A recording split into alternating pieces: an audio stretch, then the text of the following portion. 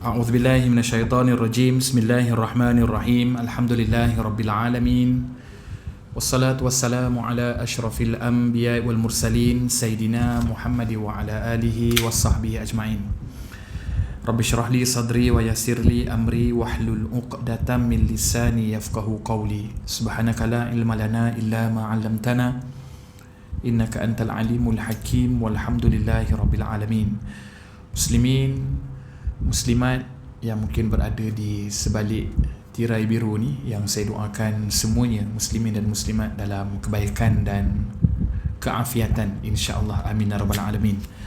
Dan mudah-mudahan pada hari ini kita dah masuk ke tarikh, kalau tak salah ingat saya, 5 Syaban 1445 Hijrah. Dan dengan beranjaknya masa daripada hari ke hari, waktu ke waktu, ini bermakna semakin sedikit kesempatan dan peluang yang ada pada kita untuk kita mengumpul bekal dan amal.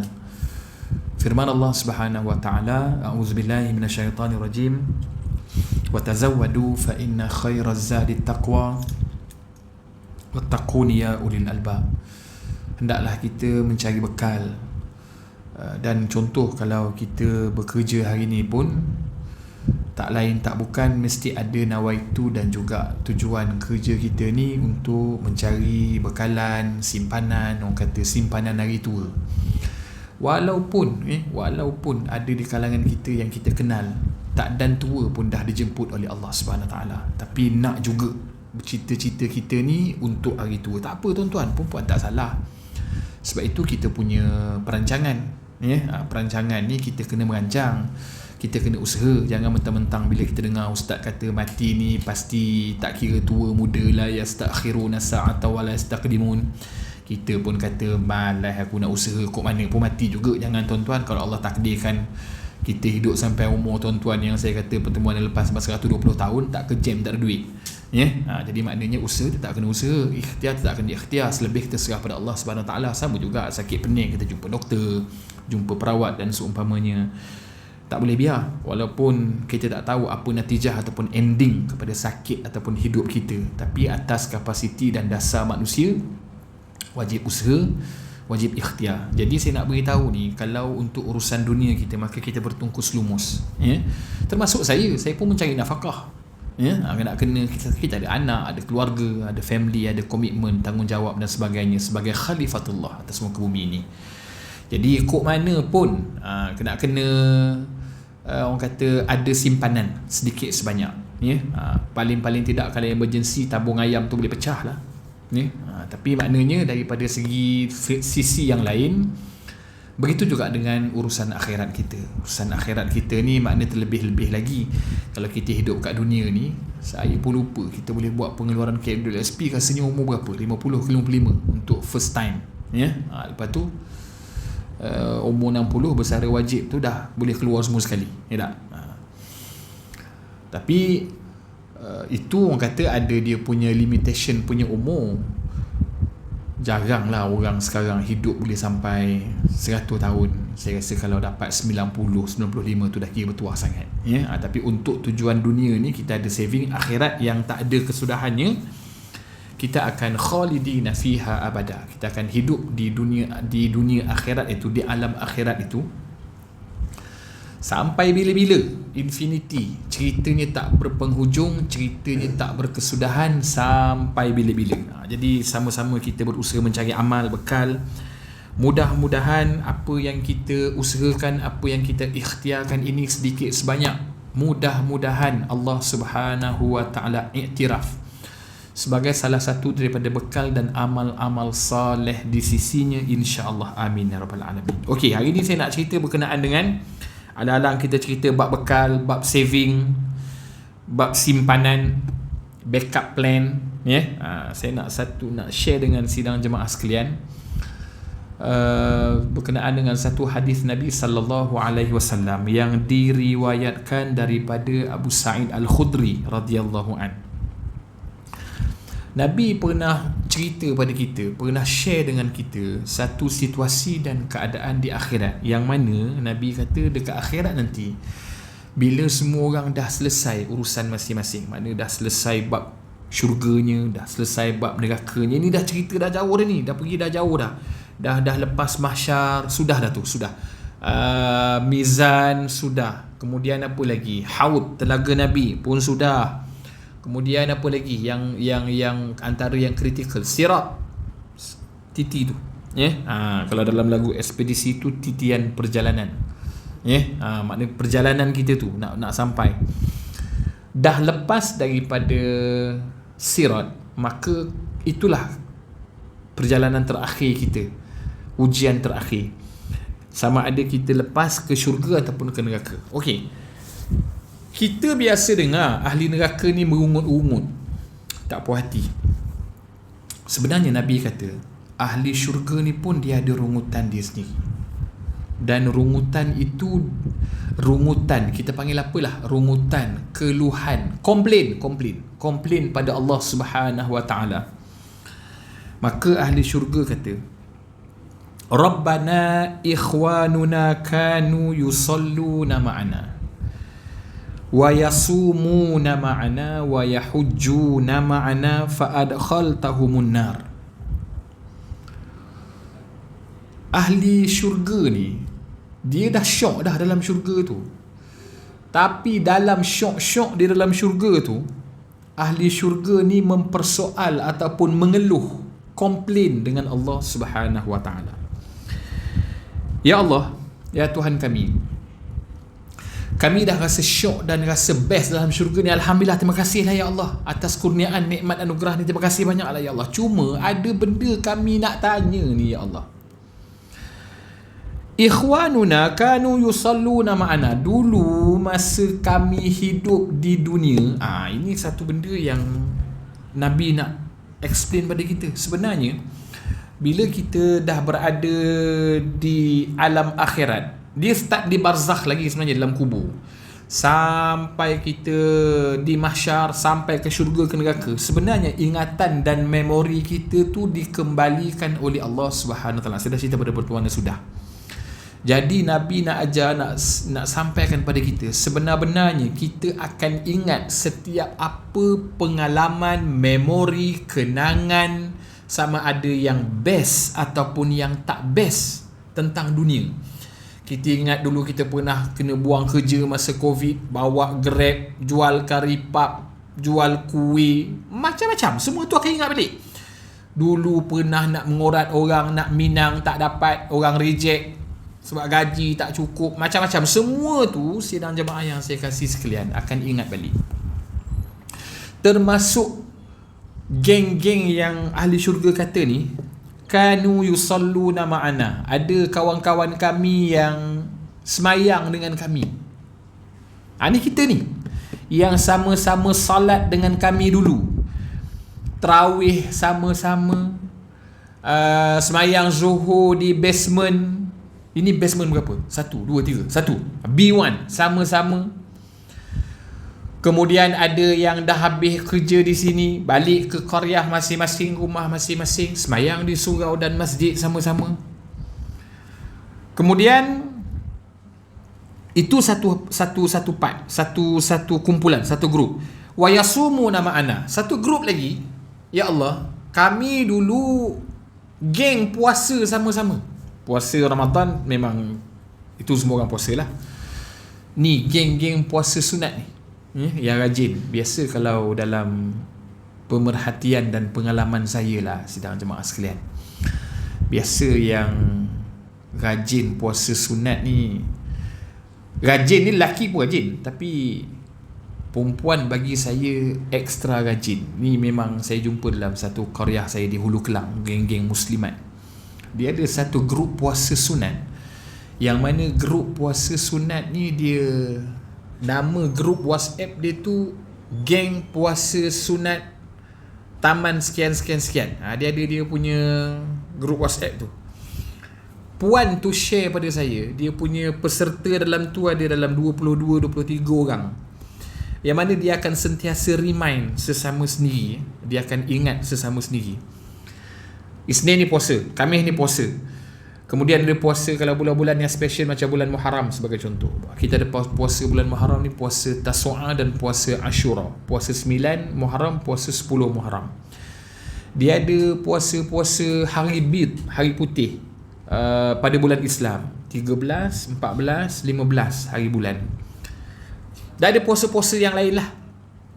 Jadi ada grup geng puasa sunat taman sekian-sekian-sekian. Taman A, taman B contoh. Dan ada di kalangan mereka ini yang sampai satu tahap ada sponsor untuk siapa yang 1 tahun tu dia cukup quorum puasa sunat ni tu dapat hadiah. Ada orang sponsor. Oh. Ni orang perempuan rajin. Orang lelaki dia rajin juga, tapi biasa sampai pukul 11, pukul 12 tu dia kawan ngajak ngetir je. Dia pun mula dia ambil pandangan ustaz, kata kalau kawan ajak minum dan kita puasa tu pula puasa sunat, tapi meraihkan jemputan, kita dah ada niat dah nak puasa tu, jadi puasa pun dapat, makan pun dapat. Dia dok pegang pandangan tu, akhirnya sehari pun tak puasa. Nah, ada jenis gitu, ya. Ada saya tak nak komen lah, tapi maknanya ada geng-geng di atas muka bumi ni yang dia memang grup dia berpuasa. Satu, kedua, tadi grup sembahyang, yang kedua grup puasa. Yang ketiga, wa yahujjuna ma'ana. Satu grup lagi pun berbunyi juga, ya Allah, kami ada grup ni, kita geng umrah dan haji sama-sama. Ni kalau tuan-tuan perempuan yang hadir di sini dan yang mendengar live streaming ataupun rakaman ni, kita kalau ada pengalaman, antara pengalaman yang payah kita nak lupa ialah pengalaman pergi umrah dan pengalaman pergi haji biasanya, sebab dia satu momen yang special, terutama haji. Haji tak boleh pergi tiap tahun. Umrah yang ada duit mungkin boleh pergi tiap tahun, tapi kalau haji biasa payah, sebab dia ada kota, dia ada, orang kata dia punya SOP dia ketat sikit. Dia kalau rasanya nak pergi kena selang beberapa tahun baru boleh pergi,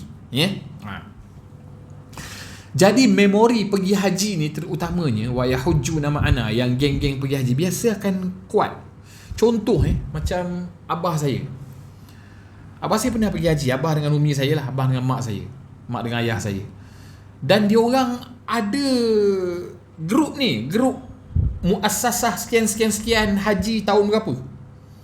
Jadi yang mana sempat dia orang jumpa, dia orang berkenal-kenal ta'aruf baik di Arafah dan sebagainya tu, dia orang akan masuk dalam grup dan aktif sampai sekarang. Ada yang plan nak pergi haji sama-sama lagi, grup yang sama, sebab dia memori ataupun momen pergi haji sama-sama tu, kenangan suka duka pahit manis. Biasa benda gini lebih dirasai oleh first timer lah yang pergi haji. Umrah ni mungkin sebelum pergi haji dah pergi umrah 3-4 kali, tapi kerja haji dengan kerja umrah lain. Umrah ni dia boleh ada ringan lagi sebab kerjanya senang aja. Niat, tawaf, sa'i, tahlul, bercukur. Selesai satu umrah. Haji dia ada banyak lagi kerja lain. Dia ada melontarnya, dia ada wukufnya, dia ada bermalamnya, banyak aktiviti tambahan, dan daripada segi dugaan dan ujian ni pun lebih dahsyat daripada pergi umrah. Jadi kalau dia orang berjumpa ataupun reunion, ni akan ada cerita-cerita baru. Dekat situlah pula nanti jemput sama-sama satu batch ni, satu KT lah, satu muassasah lah, anak nak kahwin, nak nyambut menantu, cukur, jambul, semua update lah tu. Jemput ni nak cuti sekolah ni, nak ngawinkan anak, jemput kawan-kawan geng-geng haji dulu mai datang. Bila dia berjumpa tu ceritanya banyak. Tu kantuikan orang ni kantui, orang tu kencing berdiri, tu macam kencing berlari, ada keluar belaka cerita tu. Semua cerita keluar. Jadi 3 grup yang dah masuk syurga ni, dia orang katanya, fa'ad khaltahumun nar. Kami nak tanya, kami rasa geng kami ni ada tak cukup. Patutlah grup WhatsApp geng puasa tu 22 orang. Sekarang yang kami jumpa dalam syurga cuma ada 19 orang. Mana lagi 3 orang, ya Allah? Nampak tak? Bahasa mudah saya nak beritahu, geng-geng kita yang masuk syurga awal daripada kita ini akan bertanya dan mengadu pada Allah, mana lagi kawan-kawan kami yang dulu masa di dunia dulu dekat Surau B1 Culan Tower, yang duk dengar kuliah, yang duk layan kuliah, yang duk sambut ustaz, Yang semayang zuhur berjamaah sama-sama ini semua ni, geng-geng ini ni, mana di dalam syurga tak nampak ni, ada muka tak nampak ni. Kami dulu boleh cam ni. Ni yang nyandor kat dinding muka ini, yang duduk depan ini, yang duduk belakang ini, boleh familiar. Yelah sebab surau ni besar, congit aja besarnya, bukannya besar masjid negara, payah kita nak tengok daripada sudut ke sudut. Ini boleh cam ni muka masing-masing ni, familiar. Geng surau, kalau tengok lift ni dia ada signal dia, sesungut dia keluar, ni geng surau. Jadi maknanya ini ni akan ingat di akhirat nanti. Macam mana yang ini ada boleh sampai ke syurga, yang geng kami 5-6 orang lagi mana ya Allah? Dia akan bertanya, dia akan mula mengungkitlah, mempersoalkan. Maknanya sidang jemaah sekalian, kita nak kena check balik ni grup kita ni. Okay, grup kita, kawan kita, halaqah kita, kita ada tak kawan yang boleh jadi lawyer kita di hadapan Allah satu hari nanti? Tuan-tuan depan saya ni semua ada media sosial kan? Paling kurang Facebook. Wajib ada Facebook. Adalah, jangan kata tak ada. Kalau kata tak ada, hina benar saya rasanya. Maknanya saya ni tengah berceramah dengan wali-wali Allah lah. Maknanya ada Facebook. Ada orang yang friend Facebooknya ratus-ratus orang. Ada orang yang friend Facebooknya 1000. Ada orang yang Allah rezekikan dia terkenal atas sebab-sebab tertentu, cecah puluh ribu, ratus ribu. Ada yang mungkin follower kalau macam kawan, kalau di media-media lain, TikTok ke IG ke, sampai juta pun ada. Okey, tanya pada diri kita, kawan yang sebegitu ramai, dapat tak beberapa orang yang sudi ingat pada kita kalau kita lambat masuk syurga nanti, untuk jadi jurucakap Allah macam ni? Ada tak? Ataupun kawan-kawan tu hanya nak tengok glamour kita, hanya nak tumpang bergambar dengan kita, ataupun ada benda yang dia boleh bergantung harap pada kita saja. Nanti kalau susah dan sesak di akhirat nanti, kau pandai-pandai urus diri kau lah. Tuan-tuan perempuan tengok, siapa tak nak kemasyhuran? Semua nakkan kemasyhuran. Kemasyhuran ni syok tuan-tuan. Tapi mula-mula je, dia barang apa benda pun dalam dunia ni, mula-mula okey, lama-lama dia naik lemau, confirm. Contohlah tuan-tuan, kita seronok kalau dapat kenderaan baru, kereta baru. Nak bila salesman telefon, cik esok kereta siap boleh ambil. Malam tu qiyamul lail dia tak boleh tidur. Lepas semayang, duk golek kanan kiri, tak lena-lena, mengenangkan kereta baru besok. Tanya, esok kau boleh ambil? Pukul 11 pagi should be okay lah. Runner dah ambil, road tag pun semua. 11 pagi okey, 11 malam dah tunggu dah dekat depan showroom tu. Bila nak buka? Dah dapat kereta tu, Allahu Rabbi. 4-5 hari yang pertama tu, anak bini tu tak apa ingat dah. Sekejap jenguk kat luar, ada tak kereta dia? Sekejap jenguk kat luar, ada tak kereta dia? Tak? Benda barang dunia ni yang baru memang best. Sama macam saya kereta kurang, saya suka motor. Saya ada motor 2 biji. Ini pun dah alhamdulillah, saya ada motor besar sebiji lagi. Lagi besar daripada ni lagi. Masa baru ambil dulu, duduk comok saya depan motor tu. Mana nak pergi ni? Ni confirm kalau sekadar Zimbabwe senang pergi ni. Sampai bini saya kata, bang, kalau abang nak buat kemah kat tepi tu pun tak apa. Maknanya kau nak tidur sebelah motor kan. Kadang pukul 2-3 pagi kita jaga nak buang air, buka tingkap sikit tengok, ada lagi tak motor? Ada okey. Panjang umur dia. Begitu juga kemasyhuran. Barang dunia ni semua orang suka terkenal, dikenali, disegani, disayangi, dihormati, disanjungi, semua orang suka. Tetapi yang kita harapkan sanjung-sanjung kita tu, in case kita lambat, kita ni insya-Allah ke syurga belaka tuan-tuan, perempuan, insya-Allah. Selagi mana ada iman, ada Islam, insya-Allah ke syurga. Persoalan bila, itu saja. Cepat atau lambat. Tapi yang depan saya ni insya-Allah soft depan belaka ni. Ya, amin. Walaupun masuk kuliah lambat. Ya. Kena bagi juga sekali-sekala. Ya. Tapi walaupun yang dengar tadi 2-3 orang awal yang menonton live streaming ni, saya yakin paling kurang dalam 40 ke 50 ribu orang. Itu ayat nak nyedap hati tak? Okey. Jadi maknanya yang ramai-ramai friend-friend kita, tak ramai sangat lah, kita pun orang biasa-biasa je tuan-tuan. Katalah follower kita ataupun friend kita 3,000 orang lah di media sosial. 3,000 tu ada tak yang ingat kat kita, yang sudi ingat? Tak usah macam tu lah tuan-tuan. Kita dengar khabar orang mati je. Kita ada kawan kat Facebook 3,000 orang, salah seorang daripada tu mati, kita tergerak tak nak hadiahkan Ummul Kitab? Kalau sekadar tulis Al-Fatihah, itu orang buta boleh buat tuan-tuan. Kalau sekadar tulis Al-Fatihah dalam kurungan dibaca, tutup kurungan, itu anak saya boleh buat. Yang nak baca sungguh-sungguh, meninggal, siapa ni? Salah seorang friend tapi tak nak jumpa.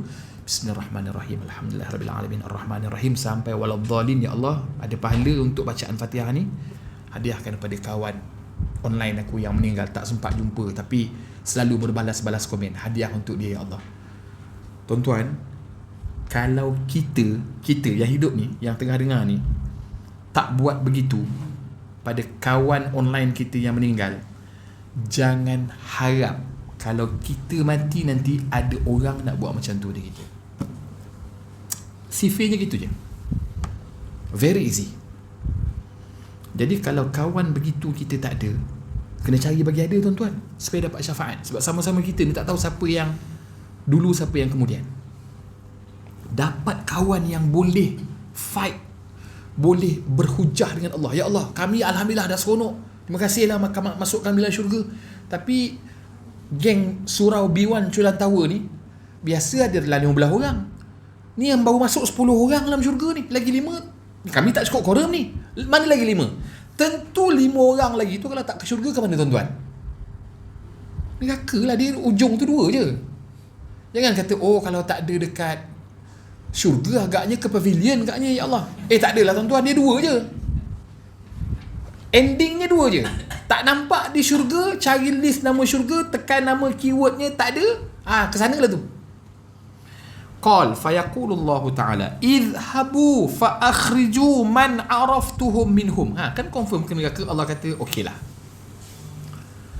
macam ni lah, memang macam kamu katalah, kalau dia tak ada dekat syurga, maka sahabat-sahabat kamu yang kamu kata duk sembahyang dengan kamu, dengan kuliah dengan kamu, puasa dengan kamu, haji umrah dengan kamu tu, kalau tak ada di syurga, memang confirm dia neraka.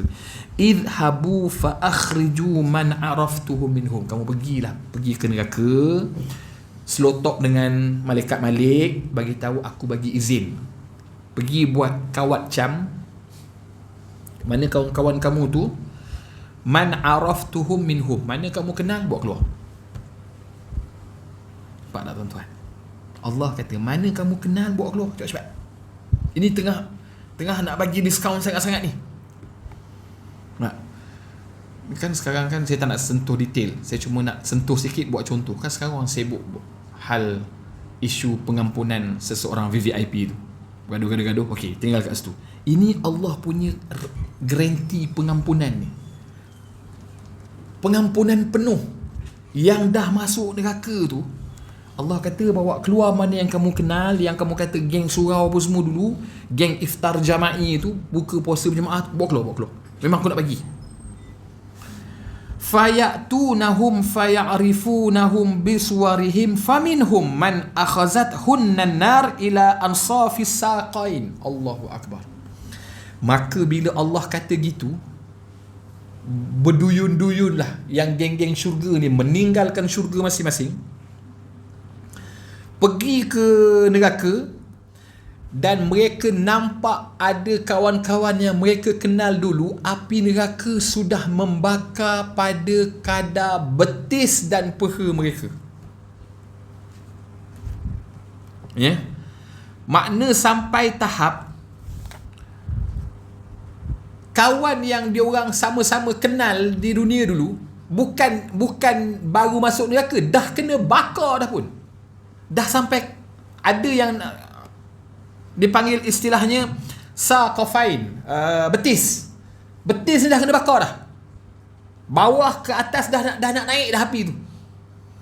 Ada yang baru sampai tahap ila ka'baih, buku lari. Fayukhrijunahum fayaqulun rabbana qad akhrajna man amartana. Maka dia pun, ahli-ahli syurga yang dah jumpa kawan-kawan dia, tarik kawan-kawan keluar. Dia kata, ya Allah, alhamdulillah, kawan-kawan yang kami kenal tadi, yang engkau kata yang mana kenal buat keluar tu, semua dah buat keluar. Qala Nabi sallallahu alaihi wasallam wa yaqulullah akhriju man kana fi qalbihi wa dhunubi nar minal iman. Allah ni tuan-tuan, ini satu bukti yang jelas sebenarnya Allah tak nak kita masuk neraka. Allah tak nak kita masuk neraka. Dah tu, kalau kita pun mungkin tanya, kalau Allah tak nak kita masuk neraka buat apa? Untuk menunjukkan keadilan Allah Subhanahu wa taala. Untuk Allah protect orang-orang baik. Benda yang Allah buat tak semestinya Allah nak. Contoh, kita kebanyakan ada anak. Tuan Haji dah ada cucu belum? Belum lah. Alhamdulillah, nanti ada insyaAllah. Kita ada anak. Kita disiplinkan anak kita sebahagiannya menggunakan kaedah rotan. Tak kira lah rotan ke, pembaris ke, kayu baseball ke, tu terpulang lah atas kreativiti masing-masing. Jauh di sudut hati kita, sebenar-benarnya kita nak guna tak benda tu? Kalau tanya saya, seboleh-boleh saya tak nak pegang rotan tu. Cukup dengan hanya tunjuk saja. Kau nak buat hal, kau nampak tak itu barang dekat dinding tu, yang babah, saya istilah dia saya dengan anak-anak babah lah, yang babah gantung tu, yang melentang lebih daripada 20 harkat panjang itu, kau nampak tak benda tu? Anak saya kalau dia tengok, dia tahu itu akibatnya tu, kalau kena tidur mesti menyarap je, tak boleh baring. Okey, dia surrender. Cukup, kita nak begitu je. Kalau boleh tak nak guna pada anak-anak. Tapi kalau ada masa kata-kata dah tak boleh nak dikota, janji tak dapat nak dilaksana, kita suruh balik sekarang maghrib 7.30, busuk-busuk pukul 7 nak kena ada di rumah, tapi dia kayuh basikal tu mengalahkan orang kayuh litua di Langkawi. Saya akan tunggu depan pagar tu dengan rotan, check in dengan tu dululah, supaya next dia tak kayuh jauh-jauh lagi. Jadi ada masa benda tu penting untuk disiplin, dan kita ada pilihan untuk usaha mengelak daripada neraka ataupun tidak. Kita ada pilihan dan ada route, jalan yang kita boleh pilih. Jangan kata kita tak ada pilihan, sahabat-sahabat sekalian. Bohong kalau kita kata kita tak ada pilihan. Contoh, tuan-tuan perempuan ada pilihan kan untuk datang ke surau B1 ataupun tidak? Kan? Ini pilihan yang tuan-tuan perempuan sudah buat. Ada kawan-kawan kita yang lain, ratusan dan ribuan yang lain, memilih untuk tidak berkunjung. Ada sebab-sebab tersendiri, dan saya pun tak nak komplain, tak nak komen. Benda tak boleh dipaksa, tuan-tuan. Maknanya pilihan masing-masing dah buat. Tuan-tuan pilih untuk mari kemari dan atur masa lunch tuan-tuan. Mudah-mudahan Allah bagi ganjaran yang besar. Ada yang memilih untuk tidak datang dan atas tujuan dan tugas masing-masing. Begitu juga syurga neraka. Pilihan itu kita boleh buat, dan bila kita dah buat pilihan, kita nak kena target lah pilihan tu, kita nak jalan tu macam mana. Contoh lagi, bila target tuan-tuan tu nak pergi ke apa tempat best, contoh makan-makan di Pulau Pinang, di Penang, orang utara panggil sur. Dia sudah sur tu, dia nak share lah. Maknanya itu jam mak mentua ke empak mentua ke, queue belakang dululah, siapa cepat dia dapat. Okay, tuan-tuan daripada KL nak menghala ke Penang, tuan-tuan mesti pastikan tuan-tuan perempuan jumpa Rawang, jumpa Slim River, jumpa Tanjung Malim, mesti jumpa Ipoh. Kalau tuan-tuan nak menghala ke Penang, tapi tuan-tuan jumpa Senawang, jumpa Rembau, jumpa Muar, jumpa Yomping, tapi jumpa orang dekat area Yomping tu, orang tanya, tuan nak ke mana? Nak menghala ke JB ke? Dah, saya nak ke Penang. Orang akan kata, tuan mabuk ketum ke? Ini laluan ke selatan, bukan ke utara. Kalau tuan nak ke utara, bukan ini jalannya. Tuan dah salah ambil tol ni, salah laluan. Begitu juga dalam pilihan hidup. Kalau kita dah pilih untuk ke syurga, nak ke syurga, dia ada laluan untuk ke syurga, dan kita kena pastikan kita duduk pada lorong yang betul. Boleh faham maksud saya? Kalau kita nak ke syurga tapi caranya tu tak serupa orang nak ke syurga, tak jadi. Tanya orang mana-mana yang bujang, kau nak kahwin? Nak. Apa ciri-ciri pasangan hidup? Yang beriman, yang beramal soleh, yang baik, taat pada ibu bapa. Benda yang disebut kriteria, dia nak cari di mana tuan-tuan? Di Kalabul Malami ada tak? Dekat The Zouk ada tak benda tu? Tak ada. Itu semua tempat orang tunjuk bintang.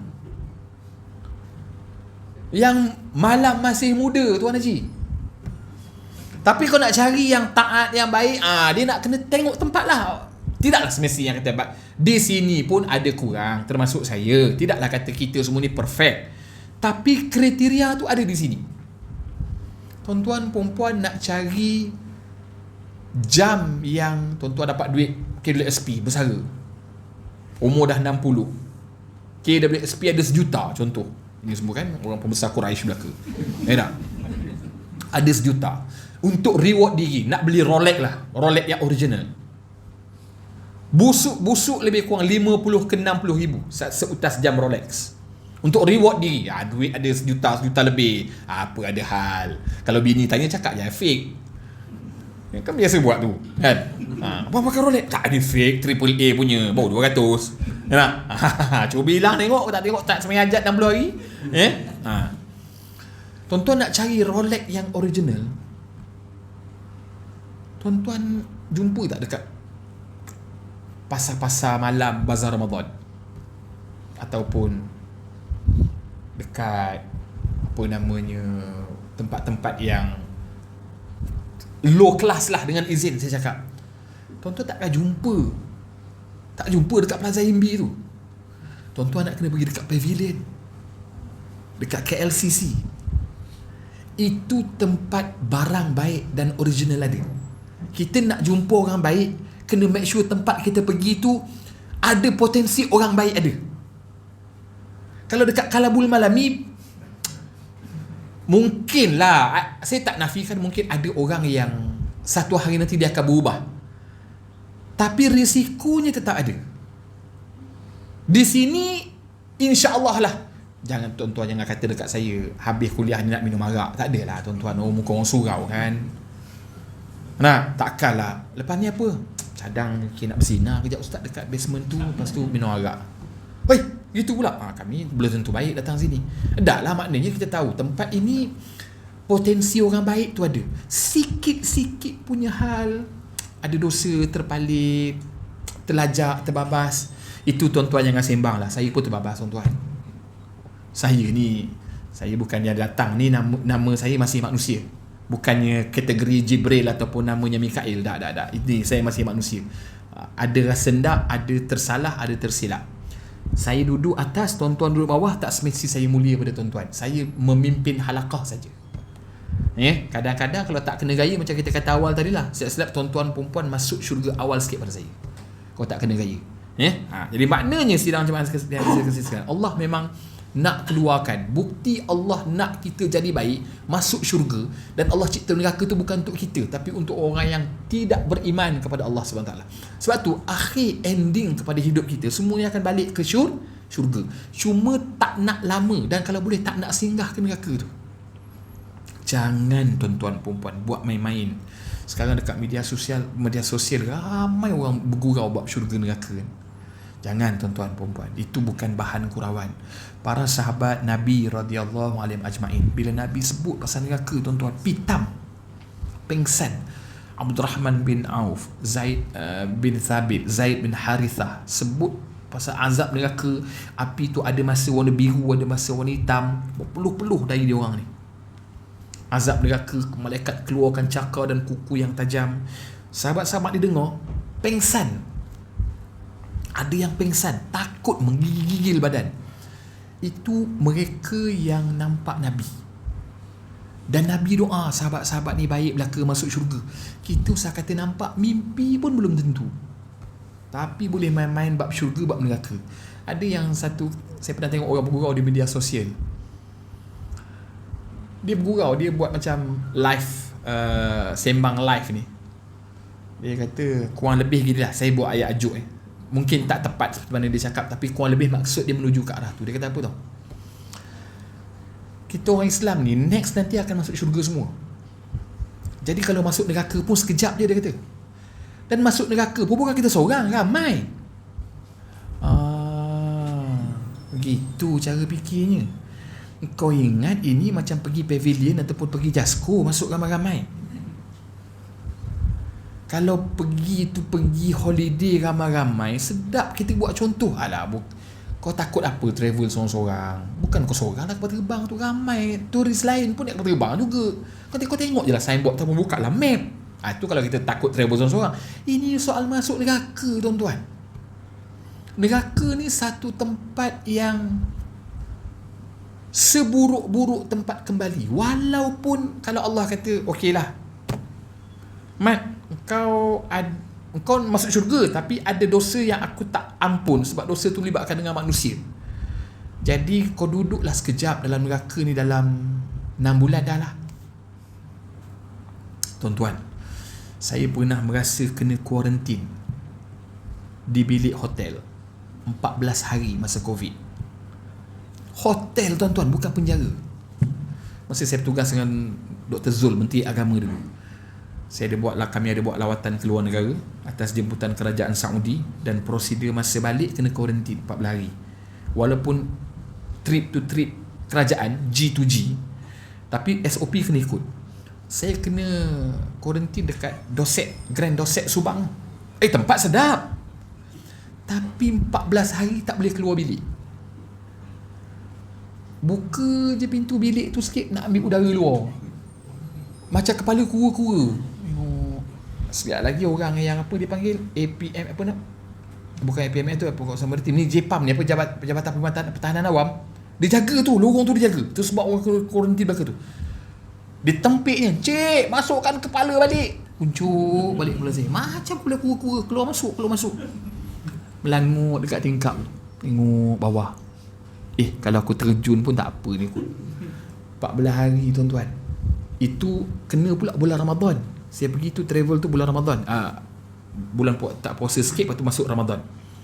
Tuan-tuan bayang, saya berpuasa seorang diri, berbuka pun online dengan orang rumah, dengan anak-anak. Bukan air liur je menitik, semua air kat mata, muka ni air hidung, air mata. Dalam hati saya, ini yang biasa kita kalau buka puasa ni kan dia ada sentimental sikit dengan family.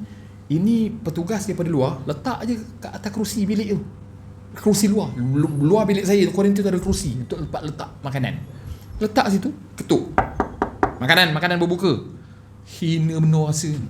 Makna orang tak nak tengok, kita takut kena bawa penyakit. Ambil kita, tak nak duduk je kat luar. Cik, masuk cepat bawa makanan. Ya, baik tuan. Saya masuk tuan. Masuk, buka online. Itu pun dah rasa separuh mati 14 hari. Ada aircon, boleh tengok iPad, tengok TV, cuma tak boleh jumpa orang. Ada orang kerbau-kerbau yang tergamak kata masuk neraka kejap tak apa. Kamu gila ketum ke apa? Masuk neraka kejap, cucuk jari tu dengan lighter, tengok berani tak berani. Tak salah lighter lah, saya press exhaust motor tu sekejap, pergi pegang tu. Kalau boleh tahan tak salah 5 minit, seminit champion dah tu. Jadi jangan bergurau buat mereka. Pastikan, usahakan kita boleh masuk syurga tanpa singgah dalam neraka. Sebab memang Allah buat neraka tu bukan untuk orang beriman sebenarnya. Mudah-mudahan kita dapat kawan-kawan yang begitu, kawan-kawan yang boleh jadi orang kata lawyer, saya panggil lawyer lah, juru cakap kita daripada Allah Subhanahu Taala. Kalau tak ada, kena make sure bagi ada, tuan-tuan, perempuan. Jangan sibuk berkawan tapi kita tak dapat saling memberi manfaat sesama kawan, sesama sahabat.